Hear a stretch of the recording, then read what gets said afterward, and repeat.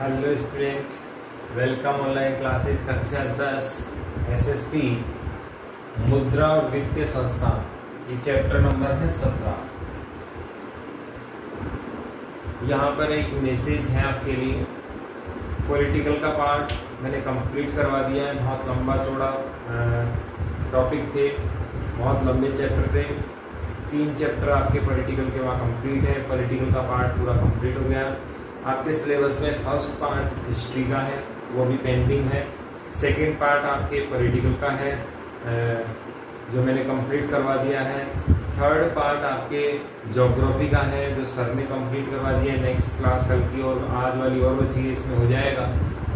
अभी जो fourth part बचा है वो है इकोनॉमिक्स का। इसमें है introduction of economics, function of economics, rule regulation development और डिफरेंट टाइप एजेंसीज, और लास्ट में है पॉल्यूशन, स्ट्रक्चर और बहुत सारे एनवायरनमेंट प्रॉब्लम्स। ये अपना सिलेबस है। हिंदी में बात करें तो अर्थशास्त्र क्या है, अर्थशास्त्र में इंट्रोडक्शन की हम बात करते हैं। फिर मुद्रा की बात करते हैं, मुद्रा के प्रकार की बात करते हैं, संस्थाओं की बात करते हैं।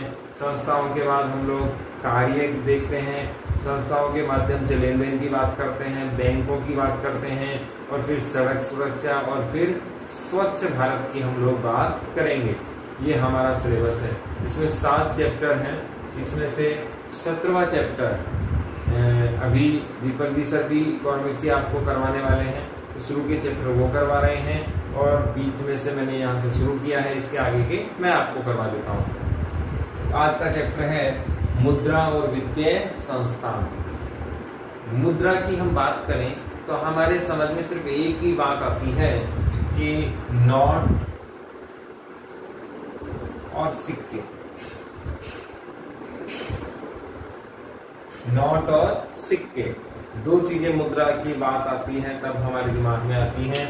और वास्तव में देखा जाए तो आज भारत के लोगों की, मेरी भी आपकी भी, सारी जिंदगी इन्हीं के आगे पीछे घूमकर रह गई है।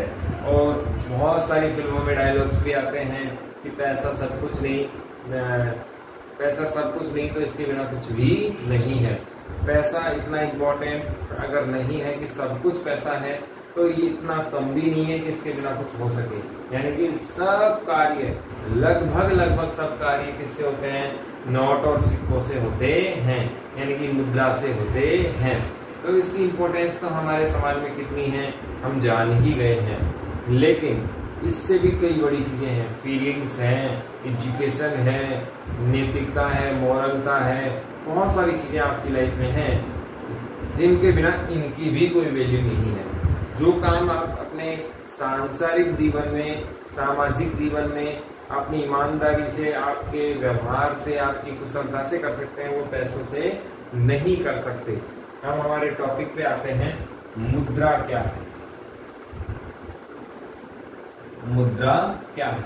तो ये एक विनिमय का माध्यम है। विनिमय का क्या है? माध्यम है।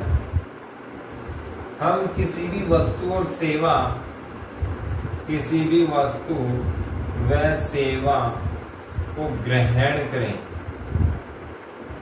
उपभोग करें, और इसके बदले में जो देंगे, इसके बदले में जो देंगे वो क्या कहलाएगी? मुद्रा कहलाएगी। सामान्य अर्थ में हम रेस्टोरेंट गए, खाना खाया और वहाँ हमने कोई पेमेंट किया। पेमेंट कैसा भी हो सकता है, डिजिटल भी हो सकता है, आपके केस भी हो सकता है, सिक्कों में भी हो सकता है, चेक भी हो सकता है। बहुत प्रकार के ट्रांजैक्शन हमने पढ़ेंगे आगे जाके। इसमें मुद्रा क्या है, विनिमय का क्या है, एक माध्यम है, लेन देन का क्या है, माध्यम है। जैसे एक एग्जांपल हटके मैं आपको देता हूँ।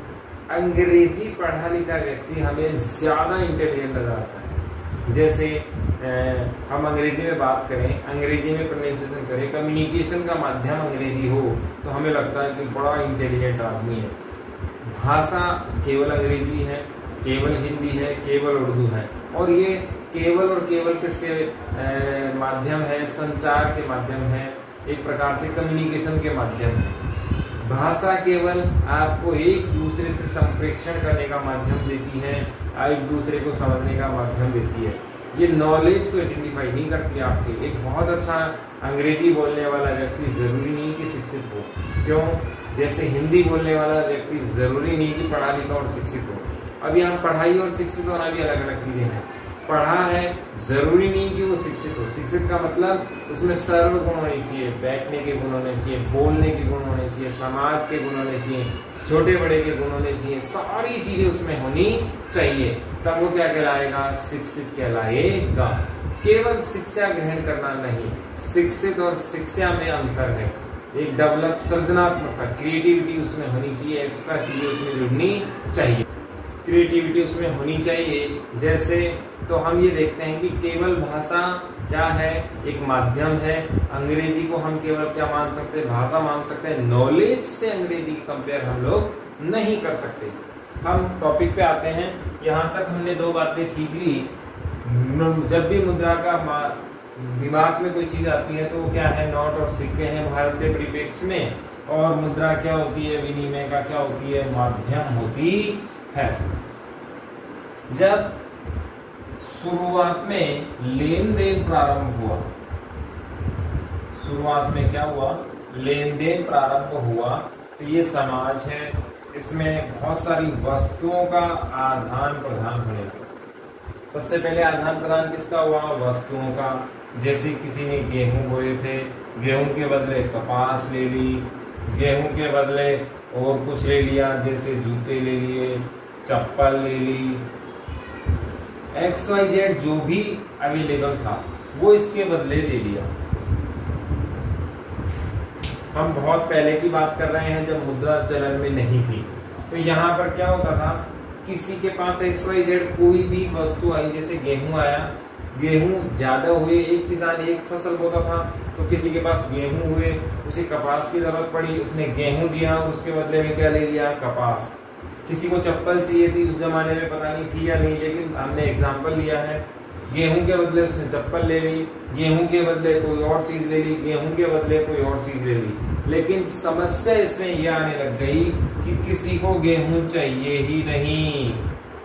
अब क्या हो?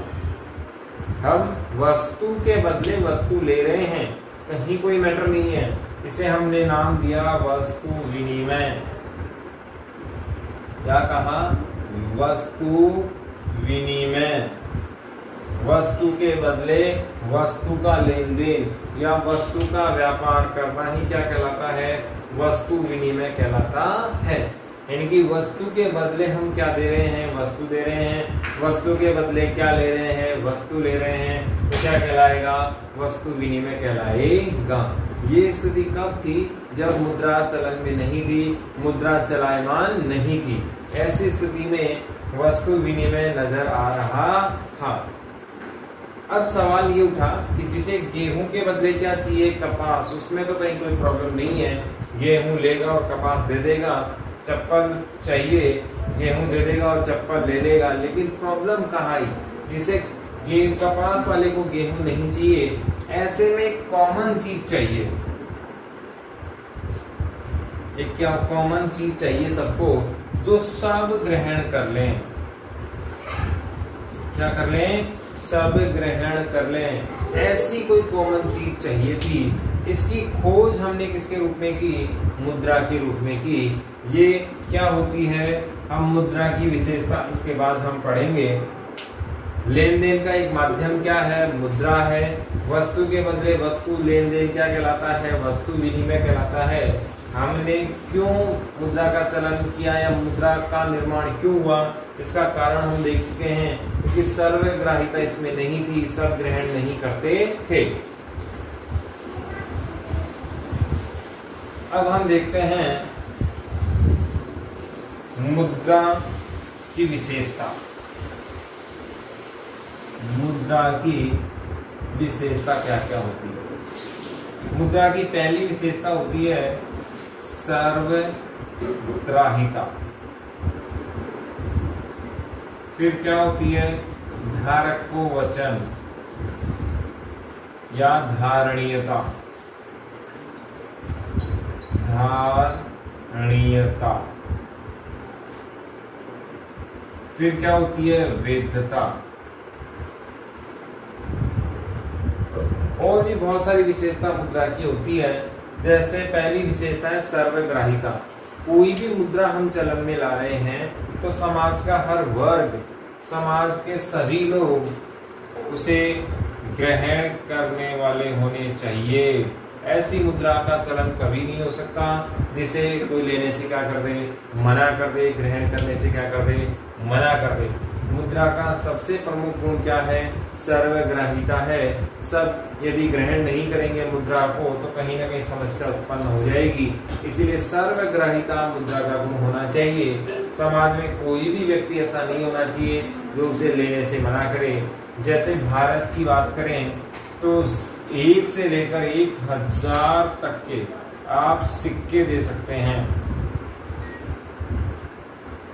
सिक्कों को लेने से कोई मना नहीं करेगा। कितनी भी बड़ी रकम दे रहे हो, आप 1 से लेकर 1000 रुपए तक के क्या दे सकते हैं? उस रकम में सिक्के दे सकते हैं। दूसरा, आपसे अगर कोई भारतीय मुद्रा लेने से मना करता है तो ये आपराधिक मामला है। आपराधिक मामला बनता है। जैसे मान लीजिए आपने ए नाम की कोई वस्तु बेची जिसमें हम प्लॉट बेच सकते हैं, जमीन, जायदाद, गाड़ी, कुछ भी बेचा XYZ। जैसे यही हमने मारकर इसको सेल किया और इसकी जो कीमत आएगी, या हमने एक प्लॉट बेचा जिसकी जो कीमत आएगी 10 लाख रुपए, 20 लाख रुपए, 10 लाख रुपए एग्जाम्पल के तौर पर हम मान लेते हैं। यदि मैं कहूँ कि मुझे डॉलर में रुपए चाहिए, मुझे जापान की मुद्रा येन में चाहिए और मुझे भारतीय रुपए में नहीं चाहिए, तो ये आपराधिक मामला बनता है। भारत में यदि कोई कार्य हो रहा है, भारत के कानून की सीमाओं में हो रहा है, तो भारतीय मुद्रा ग्रहण करनी होगी। और भारतीय मुद्रा का नाम है भारतीय राष्ट्रीय रुपए। आपको ये ध्यान होना चाहिए, रुपए भारत की क्या है? मुद्रा। ये लोगो है भारत का, डबल वाला। और ये लोगो किसने बनाया है? उदय कुमार जी ने बनाया है। तो आपको ये भी ध्यान रखना, हम डिटेल से आगे बढ़ेंगे। तो भारत के मुद्रा की या किसी भी मुद्रा की पहली विशेषता क्या है? सर्वग्राहिता। यदि उसे ग्रहण करने से कोई मना करता है तो ये आपराधिक मामला है। भारत में आपराधिक मामला है। आप डॉलर में लेना चाहते हैं तो एक्सचेंज करेंसी का ऑप्शन मिलता है। उसमें यदि कोई टैक्स लगेगा, कोई GST लगेगा, किसी प्रकार का कोई अलग नियम है तो वो भी आपको फॉलो करना होगा। लेकिन भारत का मूल्य ट्रांजैक्शन कहीं कोई आपको प्रॉब्लम नहीं करेगा। आप लेन देन भारतीय रुपए में कर सकते हैं। फिर धारणीयता, यह भी बहुत इंपॉर्टेंट चीज है। यदि धारणीयता की हम बात करें तो धारणीयता का मतलब होता है धारण करना। धारण करना। आपने देखा होगा 100 रुपए, 500 रुपए, 500 तो नहीं चल रहे, 100 रुपए है, 2000, सॉरी 100 रुपए, 500 रुपए, 2000, 1000 रुपए का नोट अभी नहीं चल रहा। इसमें आपने देखा होगा 500 रुपए की हम बात करें तो 500 रुपए के नोट पर एक स्लोगन लिखा होता है, एक वचन लिखा होता है, मैं धारक को 500 रुपए धारण का वचन देता हूं। वचन देता हूं, इस वाक्य उस पर लिखा हुआ होता है कि 500 रुपए के नोट को अगर हम देखें, 1 रुपए को छोड़, 1 रुपए के सिक्के को छोड़कर जितने भी नोट हैं भारत में चलायमान रुपए हैं और रुपए के नोट भारत में चलते हैं, कागज के नोट, उसको हम देखें तो प्रत्येक कागज के नोट पर ये वाक्य लिखा होता है, चाहे वो 2000 का हो, चाहे वो 500 का हो, जितने का वो नोट होगा उतने की ही रकम उसमें धारण करने की क्षमता होती है। 10 रुपए के नोट पे भी आपको मिलेगा, मैं धारक को 10 रुपए धारण का क्या देता हूँ? वचन देता हूँ। यानी कि मेरे को जो रखेगा उसके पास 10 रुपए की वैल्यू रहेगी। मैं हर बार उसको 10 रुपए की सेवा और वस्तु दिलाने का वचन देता हूँ। भारत सरकार इसकी क्या देगी? गारंटी देगी, क्योंकि उस पर रिजर्व बैंक के गवर्नर के क्या होते हैं? हस्ताक्षर होते हैं। यहाँ पर एक जीके का सवाल है, 1 रुपए के नोट पर मैं सिक्के की बात नहीं कर रहा हूँ, वित्त सचिव के या वित्त से संबंधित वित्त मंत्री के हस्ताक्षर होते हैं। वित्त सचिव या वित्त मंत्री में से किसी एक के हस्ताक्षर होते हैं। गवर्नर 1 रुपए के नोट पर हस्ताक्षर नहीं करते हैं। एक से ज्यादा मुद्रा वाली जितने भी नोट हैं इन पर कौन हस्ताक्षर करेंगे? गवर्नर साहब हस्ताक्षर करते हैं। इस पे वित्त सचिव ही है, वित्त सचिव हस्ताक्षर करते हैं। इसमें आपको ये ध्यान रखना है कि 500 रुपए की हम बात कर रहे थे, तो प्रत्येक मुद्रा में धारणीयता होना बहुत जरूरी है। जैसे पाकिस्तान, जैसे चीन की बात करें, ऑस्ट्रेलिया की बात करें, रसिया की बात करें, अमेरिका की बात करें, यदि धारणीयता का सिद्धांत ना हो तो ऐसी स्थिति में कोई भी देश हमारे देश के रुपये से व्यापार नहीं करेगा, क्योंकि उन्हें पता है कि इसकी जो कैपेसिटी है, इसकी जो वैलिडिटी है, उसकी जो ताकत है वो नहीं है। ऐसे में कोई भी देश हमारे रुपये पे ट्रस्ट नहीं करेगा। इसलिए प्रत्येक मुद्रा में ये विशेषता होनी चाहिए कि वो जितने का धारण करने की कैपेसिटी है वो होनी चाहिए। फिर इसके बाद है वैधता। वैधता का मतलब है कि किसी भी देश की मुद्रा कितनी वैलिड है, कहाँ तक मान्य है, उसमें नकली नहीं होने चाहिए, उसकी ट्रांसपेरेंसी होनी चाहिए, पारदर्शिता होनी चाहिए और वो चलायमान भी होनी चाहिए। यदि मुद्रा चलायमान नहीं है, कहीं ना कहीं क्या है, उसमें दिक्कत आ जाती है। उसकी वैधता उसके साथ जुड़ी हुई होनी चाहिए। मुद्रा को लेकर एक सबसे बड़ी समस्या ये आती है कि मुद्रा हमेशा स्थिर नहीं होती। इसमें एक शब्द आता है मुद्रास्फीति। मुद्रास्फीति, मुद्रास्फीति की यदि हम बात करें, बहुत सिंपल एग्जांपल से मैं समझाता हूँ आपको। आपके सिलेबस में आएगा, एग्जाम में पूछा जाता है मुद्रास्फीति क्या होती है। जैसे मान लीजिए 2000 में 1 किलो घी, एग्जाम्पल कब का ले रहे हैं, 2000 का 1 केजी घी आता था 200 रुपए पर केजी। यदि मैं बात करूं 2020 की, तो 1 केजी घी आ रहा है 800 रुपए पर केजी। ये दोनों एग्जाम्पल बहुत आसानी से समझ में हमारे आ गए कि वर्ष 2000 में 1 किलो घी कितने का आ रहा था, 200 रुपए किलो आ रहा था। आज कितना आ रहा है 2020 में, 800 रुपए किलो 1 किलो घी आ रहा है। आप देखें घी की मात्रा उतनी ही है, घी की मात्रा में कोई बढ़ोतरी या कटौती नहीं हुई। जो मानक हमने 1 किलो का ले रखा है वो उतना का उतना ही है। लेकिन आपने देखा होगा पहले सिर्फ 200 रुपए देने हो रहे थे, अब कितने देने हो रहे हैं, 800 रुपए देने हो रहे हैं। यानी कि रुपए की क्या गिर गई, वैल्यू गिरी है, या वैल्यू में क्या आई है, कमी आई है। यही क्या है, मुद्रास्फीति है। आने वाले टाइम में हो सकता है कि 10,000 रुपए किलो भी घी हो जाए, यानी कि रुपए के वजन में क्या आई है, कमी आई है। हम तराजू में रखें तो पहले सिर्फ 200 रुपए का रखते थे तो 1 किलो घी आ जाता था, बराबर हो जाता था। आज हमें 800 रुपए रखने पड़ रहे हैं, यानी कि रुपए का वजन में कमी आ रही है, रुपए की वैल्यू में कमी आ रही है, रुपए की ताकत में क्या आ रही है, कमी आ रही है। ये क्या कहलाती है, मुद्रास्फीति कहलाती है। रुपए का तो हमने एग्जाम्पल ले लिया। वास्तव में किसी भी देश की मुद्रा का जो डाउनफॉल आता है, उसकी जो वैल्यू, ताकत में कमी आती है, तो वो क्या कहलाती है, मुद्रास्फीति कहलाती है। और ये कब आती है, जब उत्पादन आधार कम होता है। उत्पादन आधार अगर बढ़ेगा, उत्पादन बढ़ेगा तो विकास होगा, विकास होगा तो लागत और मांग बढ़ेंगी, और कहीं ना कहीं विकास बहुत ज़्यादा होगा। अमेरिका डेवलप क्यों है, क्योंकि वहाँ हर कार्य बहुत आसानी से होता है, हर व्यक्ति को कार्य है, बहुत ज़्यादा उत्पादन होता है। एग्जाम्पल से हमने अच्छे से समझ लिया कि वर्ष 2002, 2000 और 2020 का उदाहरण है। घी की मात्रा उतनी की उतनी है, बढ़ा क्या है, रुपए बढ़ा है। पहले 200 देने होते थे, अब आज कितने दे रहे हैं, 800 रुपए दे रहे हैं। तो ये जो अंतर आया है यही मुद्रास्फीति में बढ़ोतरी हुई है। सरकार इसके लिए निरंतर प्रयास करती है कि मुद्रास्फीति में क्या है, कमी आए। कहीं ऐसा नहीं हो कि एक बार अपने हाथ से निकल जाए और ये 800 की जगह 8000 हो जाए, तो आम आदमी के लेवल से क्या हो गया, बाहर हो गया।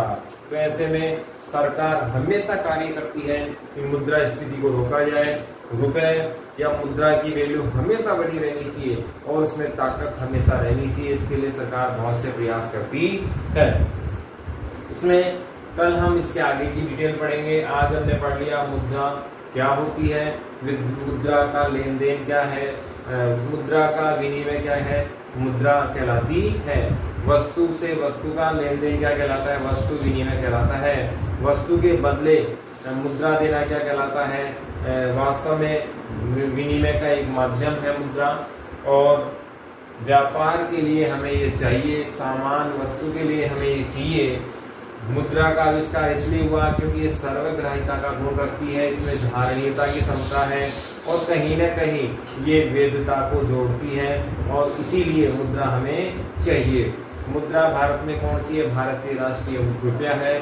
और भारत के लिए नहीं, पूरी दुनिया के लिए अगर कॉमन मुद्रा की बात करें आज बहुचर्चित, तो वो है डॉलर।